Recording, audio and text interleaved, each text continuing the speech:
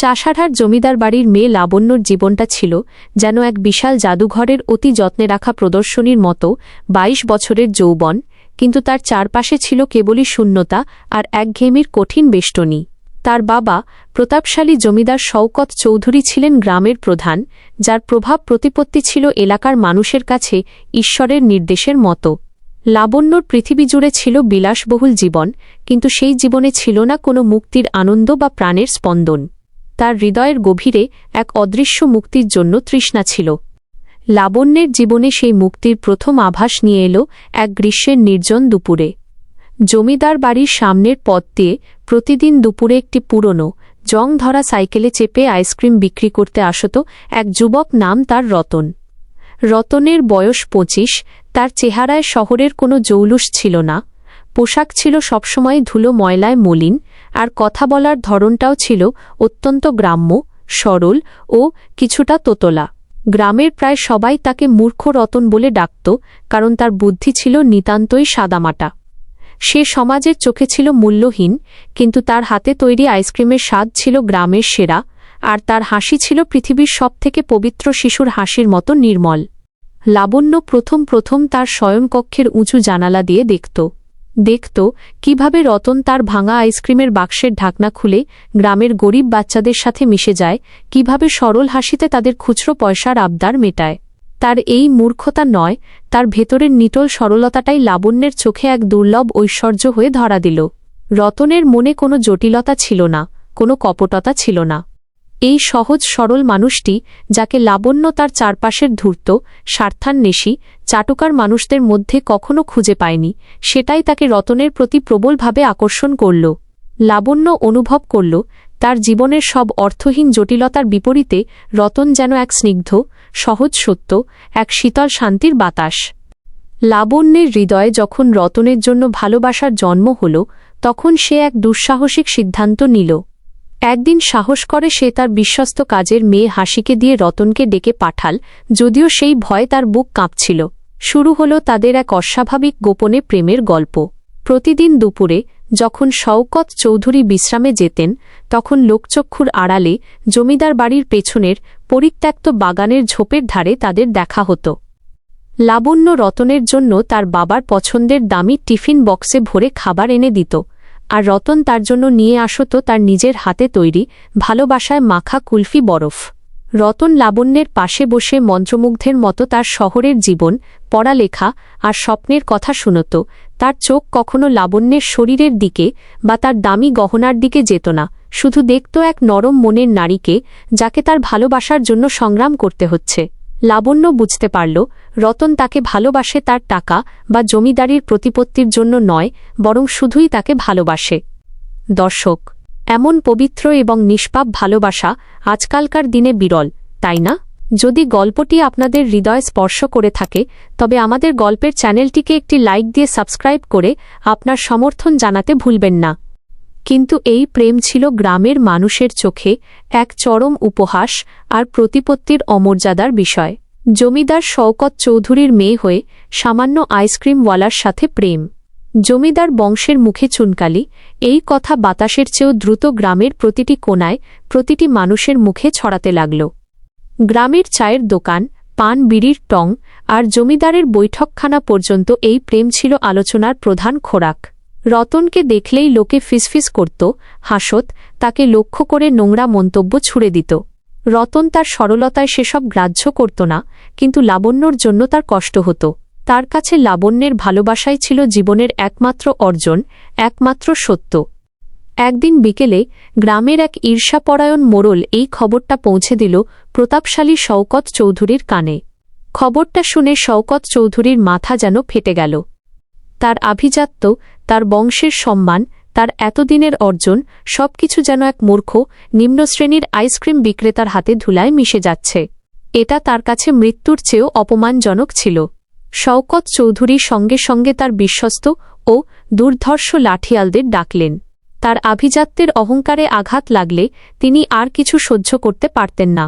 তিনি নির্দেশ দিলেন রতনকে এমন শিক্ষা দিতে হবে যেন সে আর কোনোদিন এই গ্রামের সীমানায় পা না রাখে। সেদিন সন্ধ্যায় রতন যখন তার সারাদিনের কষ্টের আইসক্রিম বিক্রির শেষে সাইকেলটি নিয়ে ফিরছিল, তখন শওকত চৌধুরীর লাঠিয়ালরা তাকে নির্জন বাঁশবাগানের কাছে ঘিরে ধরল। রতন কিছু বোঝার আগেই তারা তাকে নির্মমভাবে পেটাতে শুরু করল। তার জীবন যেন তার শরীর থেকে বেরিয়ে যেতে চাইছিল। রতন শুধু একবার করুণ চোখে লাবণ্যদের জমিদার বাড়ির দিকে তাকাল, হয়তো শেষ বিদায় জানাতে। লাঠিয়ালরা তার ভাঙা আইসক্রিমের সাইকেলটি, যা ছিল তার জীবনের একমাত্র অবলম্বন, সেটি সম্পূর্ণ ভেঙে চুরমার করে দিল। কুলফি বরফগুলো গলে পথঘাট ভাসিয়ে দিল, যেন রতনের স্বপ্নগুলোও গলে যাচ্ছে।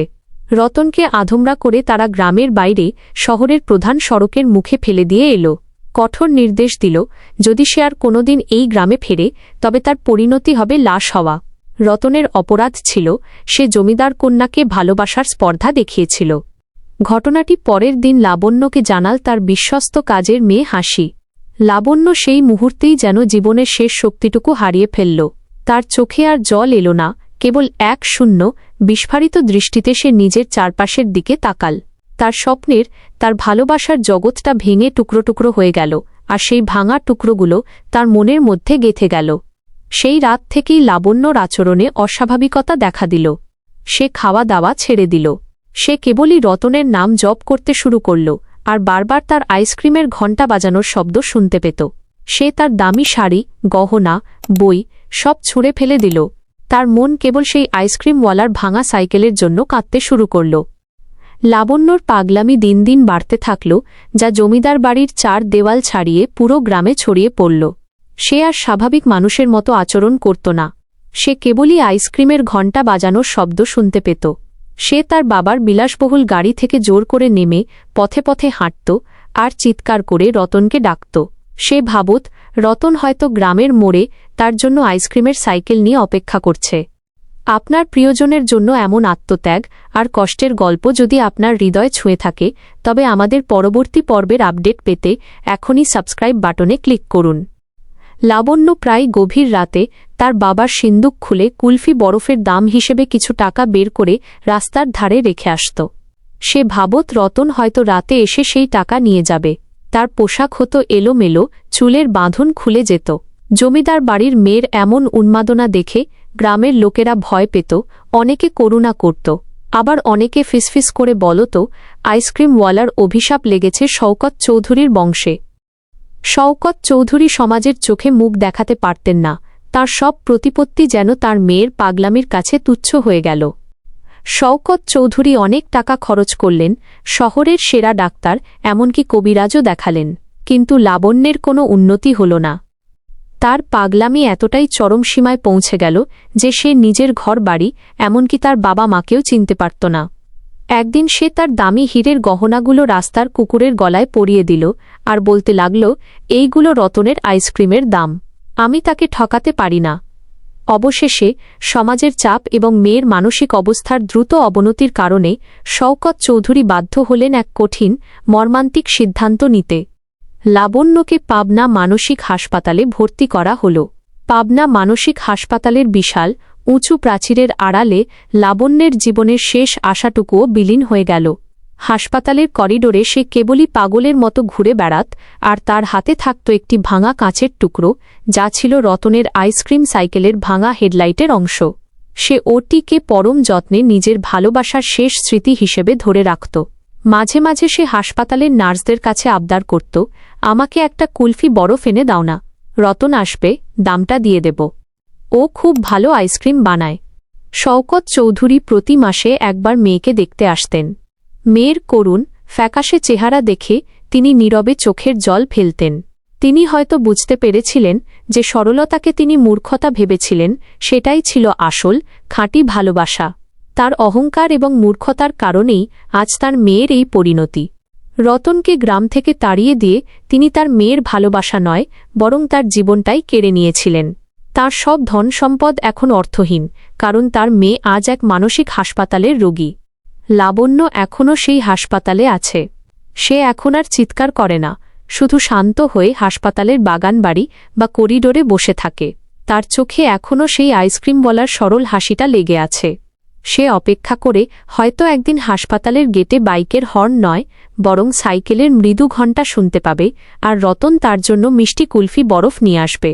কিন্তু সেই অপেক্ষার শেষ আর হয় না, কারণ এই গল্পে কেবল রতনের সরল প্রেমী নয়, জমিদার শওকত চৌধুরীর আভিজাত্যের অহংকারেরও পতন ঘটেছিল। আপনাদের ভালোবাসা আর উৎসাহ আমাদের কাছে অনেক মূল্যবান। এমন আরও হৃদয়স্পর্শী গল্প পড়তে এবং আমাদের নতুন গল্পগুলো দেখতে আমাদের পেজে সাবস্ক্রাইব করে আমাদের পাশে থাকবেন।